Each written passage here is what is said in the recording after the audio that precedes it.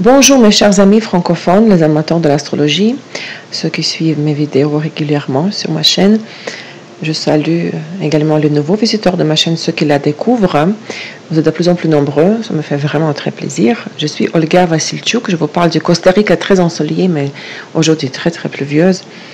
J'aimerais présenter, comme je le fais toutes les 2 semaines, l'analyse des transits planétaires pour 2 semaines à partir de la nouvelle lune en Vierge du 9 septembre jusqu'au 25 septembre. Parce que le 26 septembre, nous vivrons la pleine lune en Bélier, donc nous parlons aujourd'hui de transit entre le 9 et le 25 septembre 2018.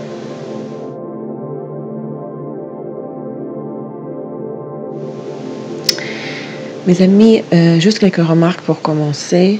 Avant de commencer, vous êtes tellement nombreux de vous intéresser à mes cours, à mes leçons, à mon école d'astrologie natale. Je vois que vous avez beaucoup de questions déjà, après les 2 leçons. Ne vous inquiétez pas, prenez les notes pour le moment. Je vais organiser au milieu du premier module, si j'arrive à faire 2 leçons par mois, d'ici avant les fêtes de fin d'année, nous allons organiser une conférence gratuite, vidéo gratuite pour ceux qui ont acheté les leçons, dans laquelle je vais répondre à vos questions et dans laquelle nous allons analyser les exemples de vos cartes du ciel, d'accord? Je vais tout de même, à la fin de cette vidéo, commenter un point en détail, l'information peut-être qui était un peu compliquée pour certains de vous, que vous avez trouvé dans la 2e brochure, dans le 2e manuel de la 2e leçon. Il s'agit des pôles des planètes. Je le commente à la fin, d'accord, pour ne pas prendre mon temps ici maintenant. La bonne nouvelle est que la 3e leçon est prête en russe. Ça, c'est la partie la plus volumineuse. Le travail qui prend le plus de temps, c'est de préparer, mettre en place le contenu, faire la présentation, créer la brochure. Et après, la traduction, ça prend moins de temps. Donc, la leçon 3 entièrement consacrée à la Lune est prête en russe. Vous savez qu'après le week-end, je vais m'occuper de la traduction de la leçon 3 en français. Donc, dès que je publie un extrait gratuit sur ma chaîne YouTube, ça veut dire que la leçon est disponible sur mon site web, parce qu'il y aura le lien au-dessous de la vidéo de 5-7 minutes gratuite, le lien vers l'école vers la page de l'école sur mon site web, d'accord? Donc restez attentifs aux nouvelles vidéos que je publie. Donc je vous ai promis, je vois que vous êtes très contents, vous êtes satisfaits, même certains de vous sont très surpris. Je vous ai promis que ce sera très intéressant, ce sera intense et ça ne va pas ressembler à rien d'autre qui est enseigné ailleurs. Donc vous êtes très nombreux, ça me fait plaisir, ça me motive davantage parce que ça me donne beaucoup d'inspiration. Et de nouveau, comme pareil pour les visionnages, pour le nombre de vues sur YouTube, de mes vidéos gratuites, vous êtes plus nombreux de vous intéresser au cours, vous les francophones, il y a plus de francophones que de russophones, mais bon, peut-être un jour ce pourcentage va changer. Donc en fait, quelque part, je me dis, je fais les vidéos que pour les francophones. Mes amis, vous savez, aujourd'hui, c'est vraiment une journée incroyable. Depuis ce matin, j'arrive pas à enregistrer les vidéos parce que il pleut 15 minutes, après il y a le soleil qui sort, après de nouveau des nuages et le tonnerre. J'ai dû faire des pauses pendant l'enregistrement de la version russe, c'était vraiment incroyable. Jamais encore eu ça, mais bon, c'est l'hiver tropical, c'est la saison des pluies. J'espère que ça ne va pas reprendre maintenant, je vois que c'est calme. Bon, la lumière n'est pas la même que c'était ce matin, un peu artificielle, mais bon, malgré ça, j'espère que vous appréciez mon investissement, mes nouvelles boucles d'oreilles. Je m'investis pour vous. J'essaie d'être différente à chaque fois. Oui, une petite touche de... Je sais pas de quoi. Je veux être un peu coquette aussi parce que je ne suis pas qu'une femme intellectuelle, vous savez. Revenons à nos choses, aux affaires sérieuses, à l'astrologie, au transit. Je vais commenter certaines choses à la fin de la vidéo, je vais répondre à certaines questions techniques concernant les cours et vous allez voir. Restez avec moi jusqu'à la fin. Notre nouvelle lune, notre transit de 2 semaines. Avant de parler de la nouvelle lune, j'aimerais mentionner que l'aspect d'arrière-plan, l'aspect de fond de tout le mois de septembre, c'est le trigone Saturne en Capricorne, Uranus en Taureau. Il n'est jamais devenu, il ne deviendra jamais exact à cause des phases rétrogrades des planètes. Vous vous rappelez, Saturne était rétrograde pendant 4-5 mois, depuis avril. Depuis le 17 avril, Uranus est maintenant rétrograde. Donc, ces planètes-là, ils s'approchaient vers l'orbe de 1 degré au maximum, hein, pour former le trigone de 120 degrés. Tout de même, ces deux planètes forment l'aspect qui dure tout le mois de septembre, même s'il ne deviendra jamais exact. L'orbe de 1 degré durera jusqu'à 22 septembre. Comment cet aspect, ce trigone Saturne-Uranus nous influence-t-il? Saturne stabilise toute la nervosité et la brusquerie d'Uranus et apporte beaucoup de tendances constructives dans nos affaires. Il donne plus de chances au succès à tous les projets sociaux. Il ne permet pas de rompre définitivement avec une relation qui est précieuse pour nous. Uranus, d'après son symbolisme, est toujours à la recherche du nouveau. Il aspire à la liberté. Nous savons tout ça. C'est la planète maître de Verseau. Et Saturne, étant en forte position dans le signe de sa gouvernance en Capricorne, ne permet pas à ces explosions d'Uranus de se transformer en extrémisme et en insouciance. L'aspect affecte surtout les personnes nées vers le 22 décembre et le 22 avril, plus ou moins 2 jours, et ceux qui ont dans leur thème les planètes autres que le Soleil et les maisons angulaires de l'horoscope, ascendant, descendant, IC, MC, dans les premiers degrés du Taureau et du Capricorne. Peut-être une petite remarque ici. Au passage, on me demande parfois à quel signe zodiaque mes prévisions s'adressent-elles. Je ne fais pas de prévision pour les signes, car ma propre conviction et ma propre position consistent en ce que il n'existe pas de telles notions comme les horoscopes, les prévisions pour tel ou tel signe. Je fais 2 choses. Soit j'analyse les transits qui existent maintenant, qui sont formés en ce moment. Et les transits affectent tout le monde dans une forme et dans une mesure différente. Soit je fais les prévisions personnalisées pour lesquelles j'ai besoin de vos données de naissance, la date, le lieu et la minute exacte de naissance qui doit être rectifiée, en plus ajustée ou confirmée par l'astrologue même. Et les prévisions personnelles se font à la base des 5 méthodes de prédiction.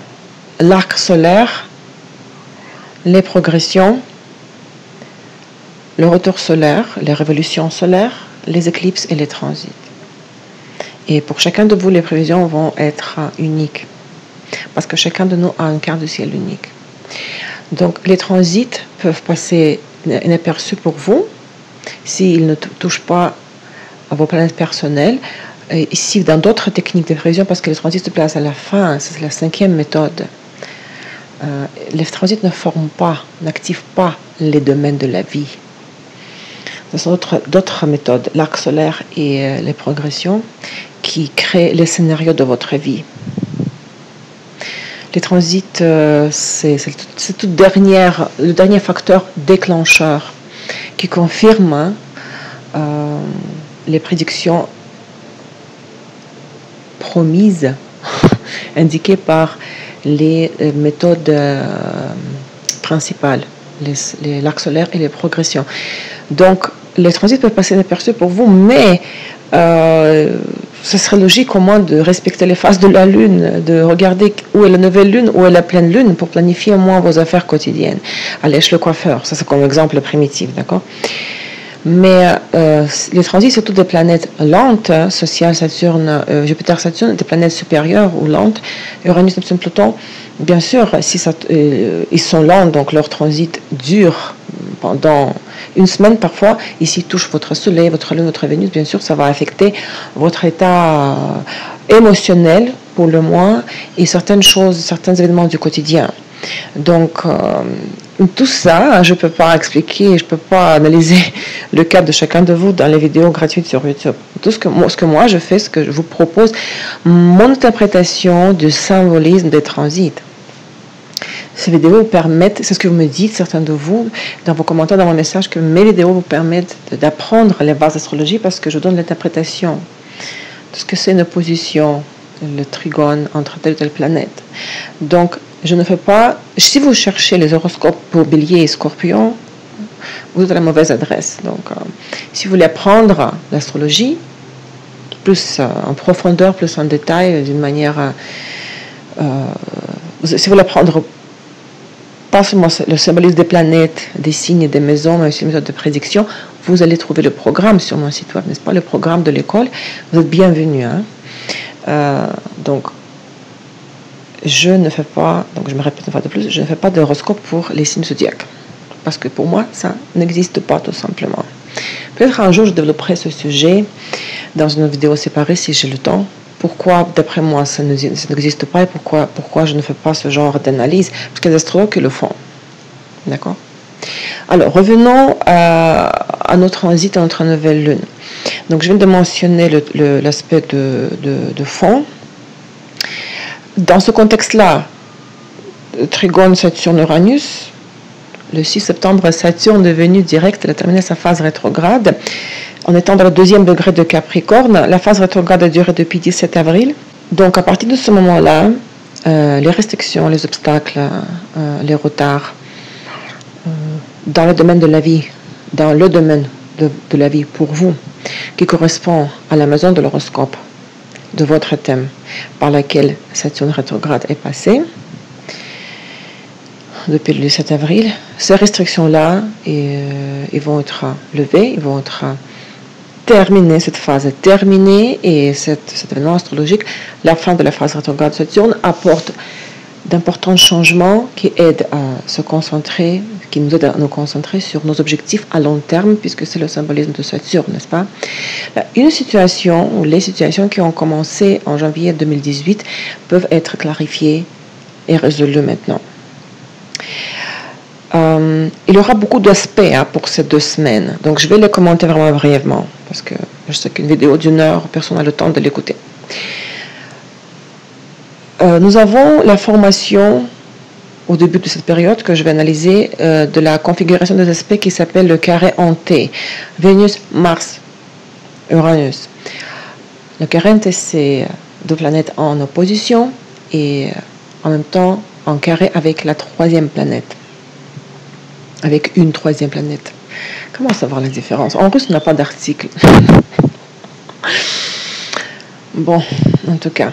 Entre le 7 et 19 septembre, nous vivrons l'impact, l'influence du carré hanté. Vénus sera en carré avec Mars le 8 septembre, Vénus sera en opposition avec Uranus le 12 septembre et Mars sera en carré avec Uranus le 18 septembre.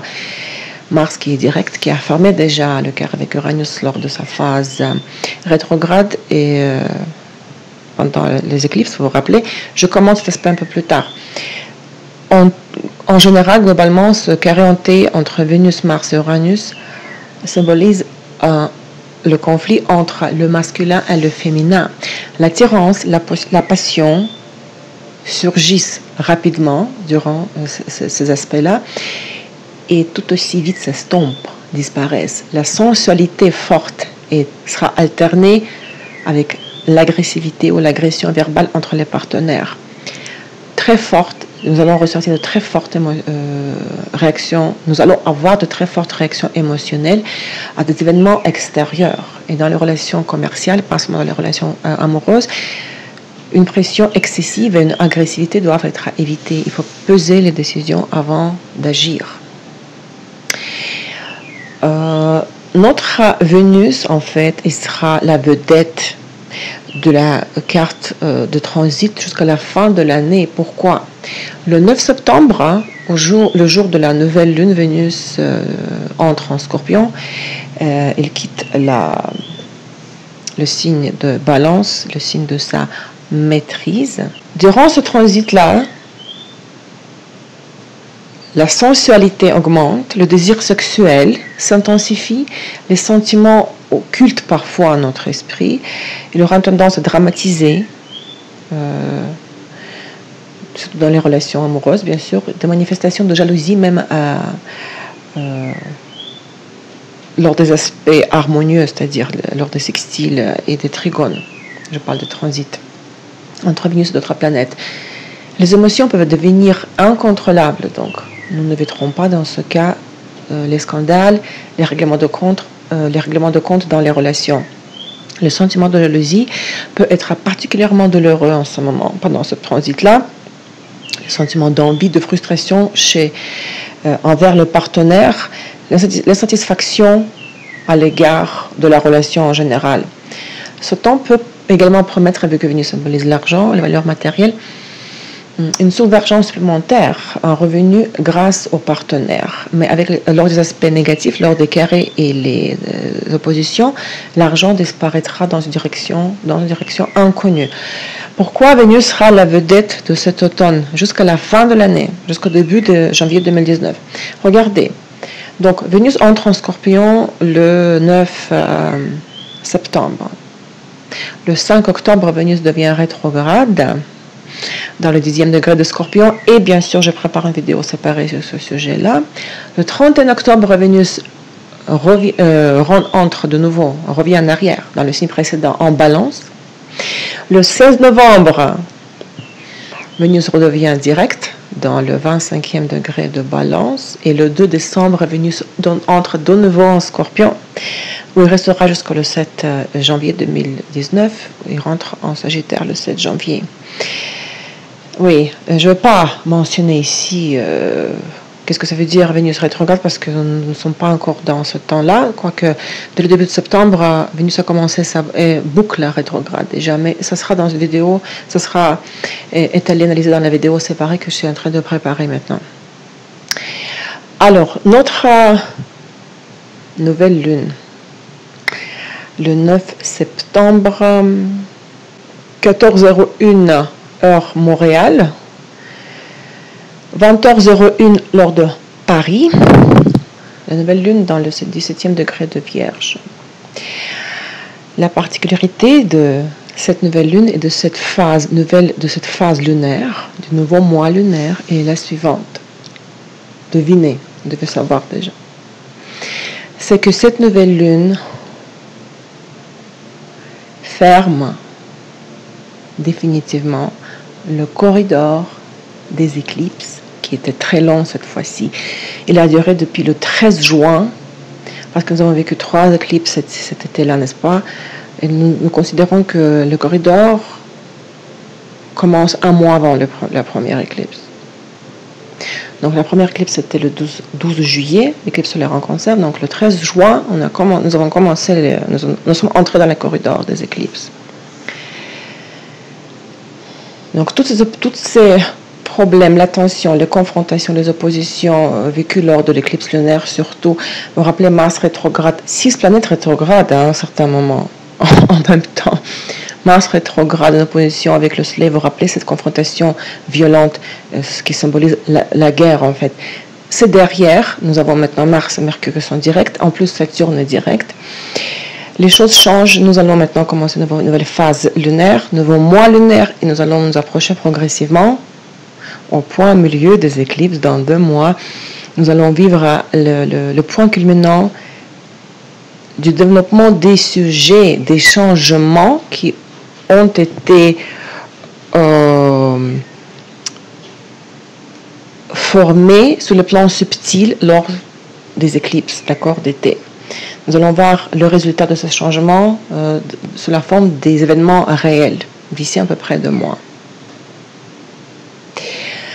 Et le 13 juin, le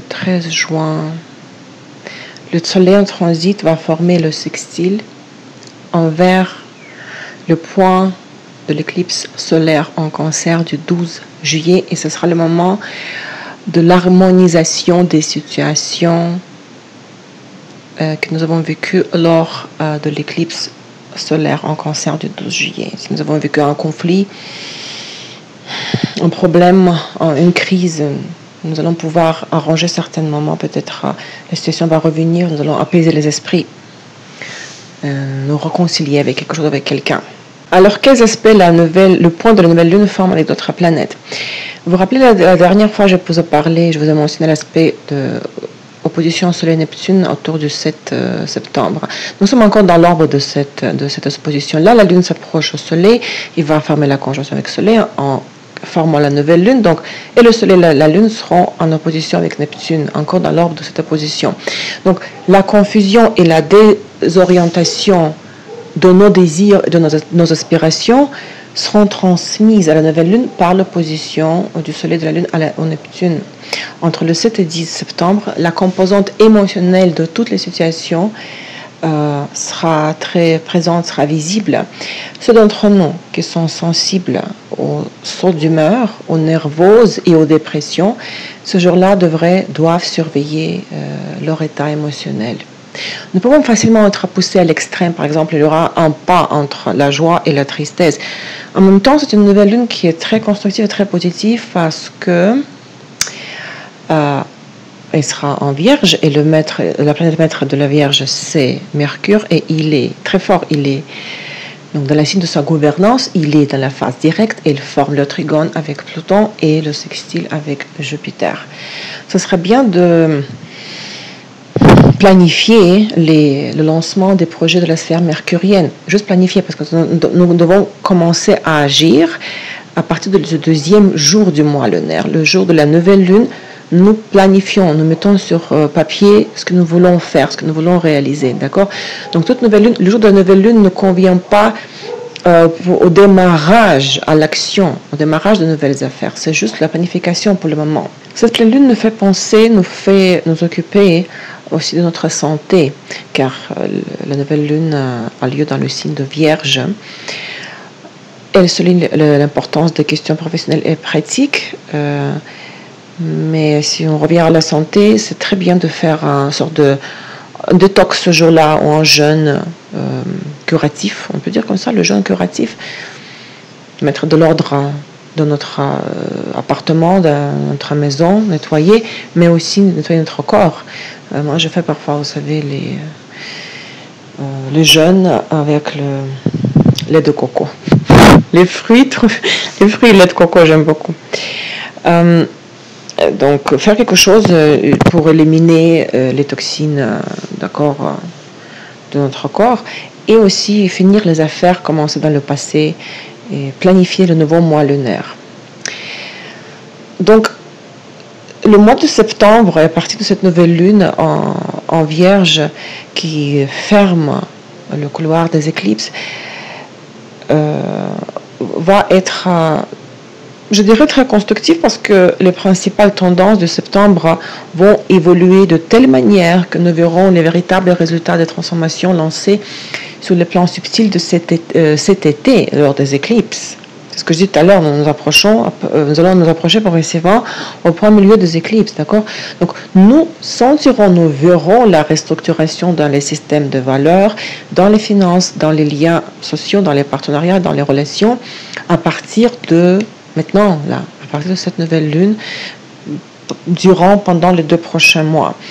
Et la période de concentration particulière de cette tendance se dessine pour la semaine 10 jours entre le 16 et 26 septembre, lorsque les aspects de Mars et Uranus, le carré qui va se répéter, parce que Mars a déjà formé le carré avec Uranus en été, et l'aspect de Mars, la conjonction de Mars avec le nœud lunaire du Sud,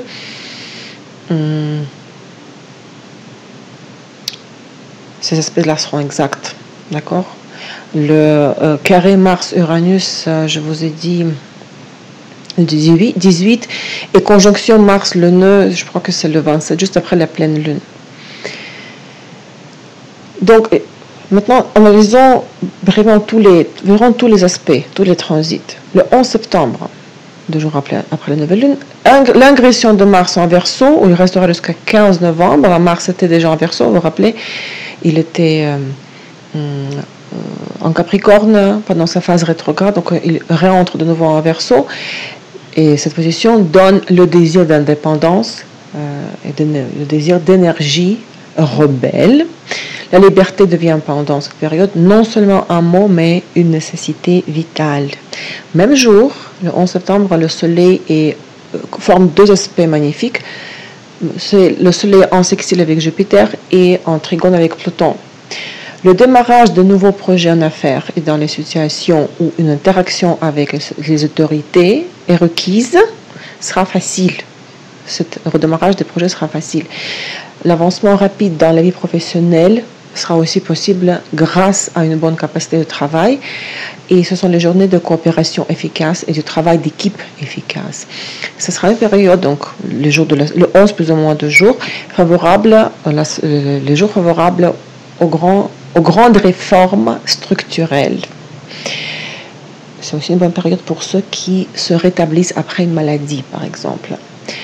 Ensuite, le 12 septembre, Jupiter est en sextile avec Pluton. Donc Jupiter, la planète sociale, en sextile avec la planète supérieure, Pluton. Nous avons vécu déjà cet aspect au début de l'année, parce que vous vous rappelez, Jupiter était rétrograde aussi pendant quelques mois. Pluton est maintenant rétrograde. Cet aspect, Jupiter sextile Pluton, est favorable pour la mise en œuvre des programmes de long terme au développement professionnel, à l'acquisition de nouvelles compétences, les perspectives d'évolution de carrière, la possibilité d'utilisation efficace du pouvoir et de l'influence, tant dans le domaine social que dans les relations professionnelles.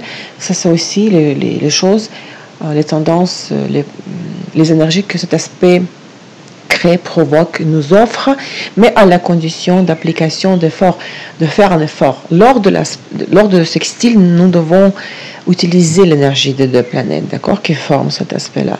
Lors du trigone, tout se fait seul, facilement, sans notre participation, sans notre effort. Lors du sextile, il faut faire un petit effort. Et dans ce cas, l'aspect va fonctionner. Le 13 septembre, Vénus est en sextile avec Saturne. Ce sont aussi les jours, plus ou moins, de jours favorables pour l'officialisation de toute relation contractuelle, de la signature des contrats commerciaux jusqu'au mariage. Une bonne période d'acquisition et d'investissement rentable. Je parle aussi des finances ici, bien sûr. Le 14 septembre, Mercure est en opposition avec Neptune. L'opposition, c'est toujours la confrontation de deux principes. L'un exclut l'autre. Lors de l'opposition Mercure-Neptune, nous aurons l'occasion de découvrir ce qui était caché. La capacité de capter et d'analyser les signaux subconscients sera éveillée, donc le travail avec les rêves sera très efficace, sera très réussi. En même temps, notre perception de la réalité sera très excessivement idéaliste. Donc il est préférable de ne pas prendre de décisions pratiques importantes ce jour-ci, en particulier celles qui n'ont pas été analysées à l'avance. Mais 2 jours plus tard, Mercure forme deux aspects extraordinaires. Mercure en trigone avec Pluton le 16 septembre et en sextile avec Jupiter. Ces deux aspects définissent les jours comme convenables au travail quotidien, à la mise en œuvre des plans ambitieux concernant surtout la carrière. Toute activité intellectuelle sera couronnée de succès, de même que les activités liées à l'apprentissage, à l'éducation, à la réception et à la transmission de toute information, à l'analyse et à l'évaluation d'une idée importante et sérieuse. Donc, notre carré Mars-Uranus, le 18 septembre. Mars, qui est maintenant direct, retourne dans les degrés dans lesquels il était en juillet-août et complète enfin son long carré avec Uranus. Donc, l'aspect exact avec l'orbe de 1 degré a commencé à se former en juillet et a été un important contexte, vous vous rappelez, de l'éclipse lunaire du 27 juillet. Et donc, à l'époque, cet aspect symbolisait, et cette fois, une fois de plus, il va symboliser les conflits, la nervosité, les crises, l'agressivité et les manifestations d'intolérance qui vont se multiplier.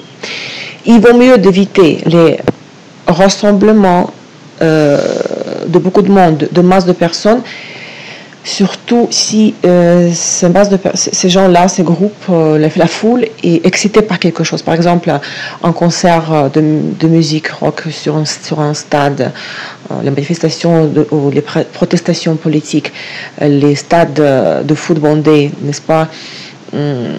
Dans les relations personnelles, l'aspect forme un fond négatif et lors de son premier carré Mars Uranus, ce qui a été fragile a probablement cassé. Et cette fois, la situation du juillet reviendra encore une fois dans nos vies, mais déjà lors du carré Mars direct avec Uranus, qui est rétrograde, mais la situation peut revenir dans nos vies. Peut-être nous allons pouvoir trouver la solution à ce problème-là. Donc ce carré Mars-Uranus, c'est un risque. Il crée le risque de casser avec quelque chose, avec quelqu'un, avec une relation qui est fragile. Mais en même temps, si une situation exige que nous accélérions, en particulier si elle est calculée, cette accélération est planifiée à l'avance, nous y réussirons. Ceci parfois peut être utile. L'accélération brusque et certainement pas ennuyeuse, l'accélération.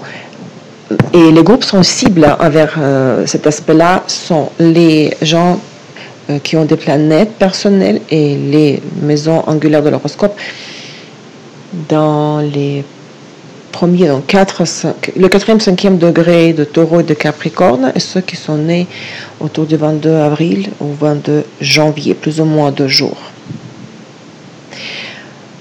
Le 21 septembre, le Soleil est en conjonction avec Mercure, et c'est la conjonction, j'ai choisi le terme grâce à votre aide, supérieure, comparée à la conjonction inférieure, qui a lieu lors de la phase rétrograde de Mercure. Le jour de l'éclipse solaire en Lion du 11, vous vous rappelez, Soleil était aussi en conjonction avec Mercure. Maintenant, Mercure est direct, donc il reforme encore une fois la conjonction avec Soleil. Donc, les plans et les idées du passé qui se sont formés pendant la phase rétrograde de Mercure et lors de sa conjonction avec le Soleil en août,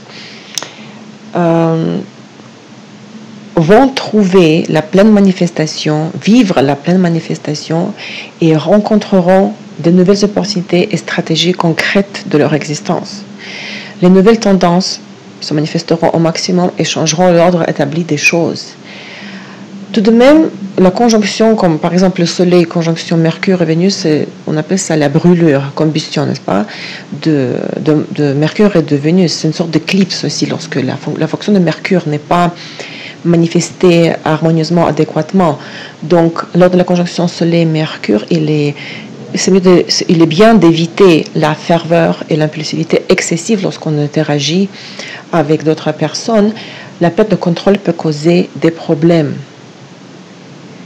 Nous devons contrôler notre parole, ce que nous disons et comment nous communiquons avec les autres. Il faut planifier des activités mercuriennes pour cette période-là, parce que nous y réussirons, les activités mercuriennes, apprentissage, études, voyage, communication. N'oubliez pas, pourquoi nous allons y réussir? Parce que Mercure est dans le signe de sa maîtrise, il est en Vierge. Le 22 septembre, nous vivrons l'ingression de Mercure en Balance. Mercure va passer dans le signe de Balance, où il restera jusqu'au 9 octobre. Dans la communication, la convivialité, le tact, la politesse sortent au premier plan. Les relations humaines sont très importantes pour nous pendant ce transit-là. Nous cherchons la compréhension avec notre entourage et pour cette raison, nous-mêmes devenons très souples, conformes et patients. Nous considérons toute situation de différents points de vue, négocions diplomatiquement. Nous ne sommes pas enclins à la confrontation. Dans les situations critiques, nous recherchons intensivement un compromis. C'est le symbole de Balance, n'est-ce pas? Les voyages seront souvent professionnels, conjoints, c'est-à-dire que lorsque nous allons partir en voyage avec notre partenaire, avec notre conjoint, collectif, donc voyage de groupe en groupe, ou ce seront les voyages liés aux affaires publiques. Les aspects tendus, donc les carrés et les oppositions entre Mercure en Balance et d'autres planètes, donnent l'indécision, manque d'objectivité, la tendance à l'intrigue. Et le 23 septembre, un jour très particulier, c'est l'ingression du Soleil en Balance, jour anniversaire à toutes les balances. Donc, il restera pendant un mois. nous savons que le soleil reste dans chaque signe pendant un mois. Ce sera une bonne période pour atténuer les différends, pour atténuer les désaccords entre les personnes, alors que le besoin de paix et d'harmonie augmente. Les sentiments de l'égalité et de justice sont mis au premier plan. Donc la période de transit du soleil par balance est propice au renforcement de notre propre autorité, de notre propre prestige parmi les professionnels. Cette période donne la possibilité de gagner en popularité, de devenir célèbre dans un certain cercle ou dans la société.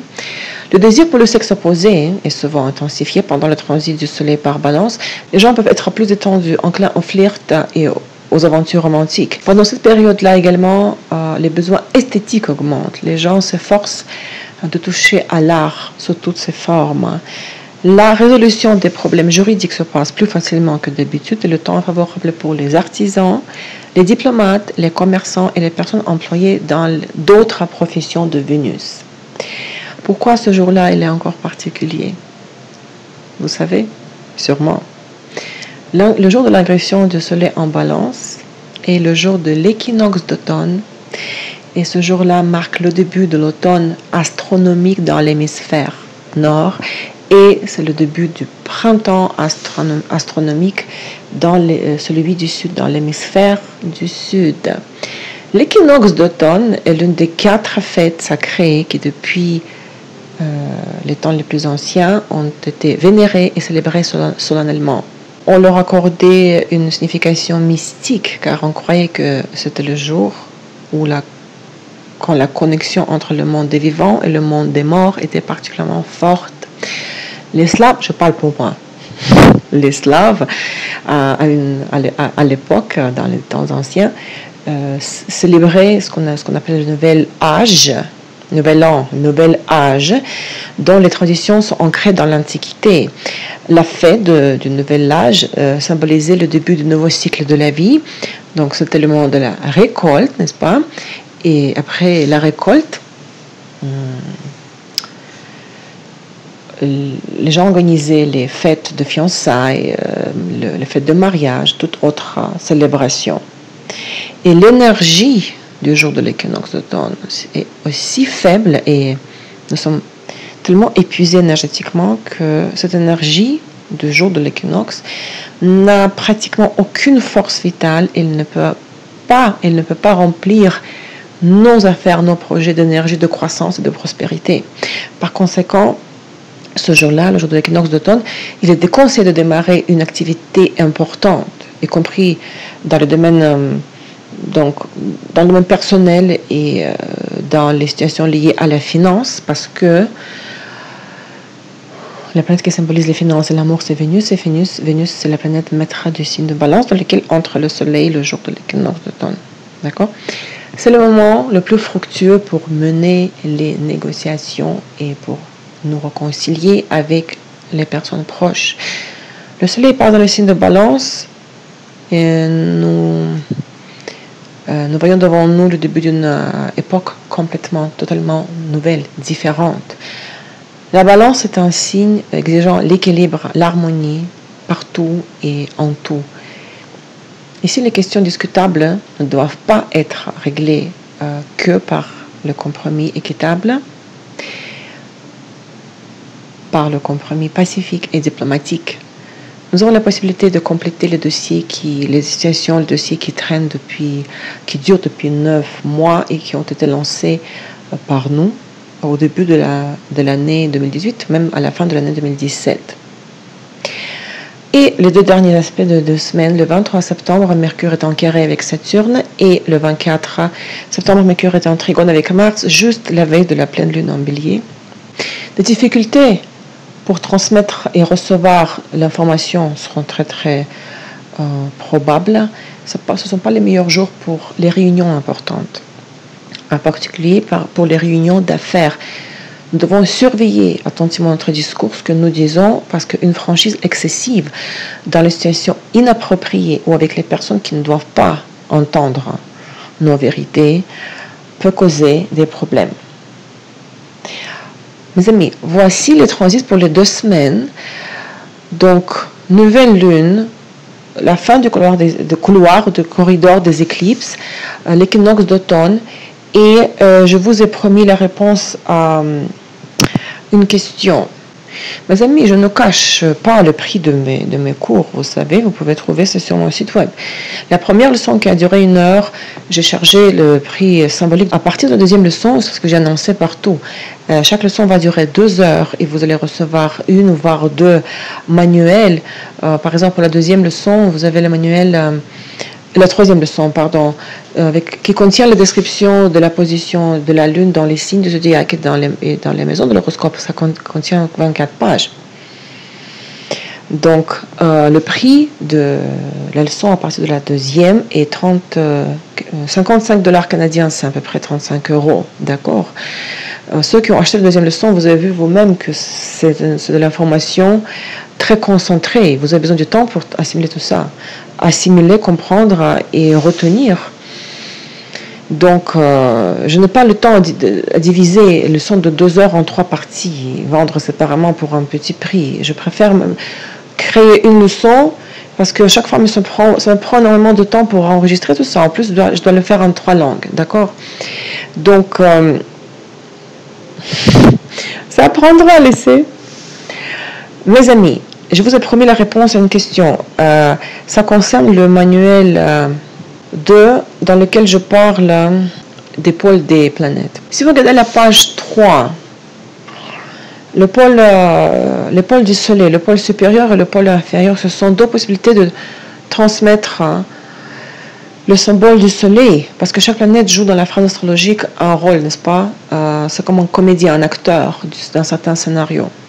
C'est le sujet, c'est quoi et qui. Chaque planète a son rôle et nous avons 2 possibilités. Comment nous allons jouer ce rôle? Si le rôle du Soleil, c'est d'être, c'est la conscience profonde, notre moi, notre je, la créativité, l'esprit. Le pôle supérieur, c'est d'être sûr de soi d'une manière adéquate, cohérente. Mais le pôle inférieur de la fonction, du rôle de la fonction du Soleil, c'est la dépendance, comme j'ai écrit dans le manuel, de l'opinion de l'autre, des autres, de l'entourage, besoin d'humilier l'autre pour se sentir à la hauteur, pour se sentir sûr de soi. Chaque planète peut manifester, nous pouvons manifester le rôle de la planète, sa fonction, de 2 façons, c'est notre choix, comment nous le faisons. Mais ce qui est à droite de cette partie, de ce bloc, de cette partie gauche, les 2 planètes qui s'opposent, par exemple, Saturne et Uranus qui s'opposent au Soleil, ça n'a rien à voir avec les 2 pôles, d'accord? Soleil, c'est la planète maître du signe de Lion. Saturne, c'est la planète maître, le deuxième maître du Verseau. Donc Saturne et Soleil s'opposent parce que les signes dont ils sont maîtres s'opposent aussi. Le Lion, c'est le signe opposé du signe de Verseau, parce que la planète maître du Lion, le Soleil, est opposé à la planète maître du Verseau. C'est pas parce que c'est comme... c'est logique. Les planètes s'opposent et les signes dont elles sont maîtres s'opposent aussi. Le deuxième exemple, Uranus, c'est la planète, c'est le premier maître de Verseau, et le Soleil, c'est le seul maître de Lion. Donc Uranus s'oppose au Soleil, et le signe de Verseau s'oppose au signe de Lion. Prenons l'exemple avec la Lune. La Lune, c'est la planète maître du signe de Cancer. La Lune s'oppose à Saturne parce que Saturne, c'est la planète maître du Capricorne. Et le signe de Capricorne s'oppose au signe du Cancer parce que leur maître s'oppose. Ou par conséquent, en même temps, leur maître s'oppose. Jupiter est en exaltation en Cancer. La Lune, c'est le maître de Cancer. Donc, il n'y a pas de confrontation ici. Il n'y a pas d'opposition. Jupiter aide la Lune. Vous savez, ça, c'est quelque chose... Tout ça, c'est lié au maître des signes. C'est très, très logique. C'est la logique parfaite. Maintenant, si c'est toujours pas trop clair pour vous, ne vous inquiétez pas. Au milieu du premier module, comme j'ai dit, d'accord? C'est-à-dire que si j'arrive à faire 2 leçons par mois. D'ici la fin de l'année, nous serons au milieu du premier module, donc après à peu près 9 leçons. Et au milieu de tout ça, avant les fêtes de la fin d'année, au milieu du premier module, je vais organiser une conférence, webinar en anglais, n'est-ce pas, gratuite pour ceux qui ont acheté des cours, dans lesquels je vais répondre à vos questions, dans lesquels je vais analyser les exemples de vos cartes du ciel. Ne vous inquiétez pas. Pour le moment, il faut absorber l'information, la théorie, même si ça paraît, par exemple, compliqué. Joyeuse nouvelle lune constructive. Dites adieu à la saison des éclipses. Faites, créez vos projets, vos plans. Faites le plan pour le nouveau mois lunaire. Profitez de cette énergie de la nouvelle lune. Aussi, joyeuse équinoxe d'automne. Et la leçon numéro 3 qui va suivre dans quelques jours va sortir. Donc, je vais publier d'abord l'extrait gratuit pendant 5 ou 7 minutes sur ma chaîne. Ça voudra dire que la leçon est là. D'accord? Donc, merci pour votre temps et votre fidélité. Je vous dis à la prochaine. Je prépare entre maintenant et la vidéo sur la pleine lune du 25-26 au septembre, la vidéo sur la phase rétrograde de Vénus. Merci encore une fois. Bonne fin de semaine à vous tous. Bonne joyeuse nouvelle lune et à très très bientôt. Je vous embrasse très fort. Au revoir.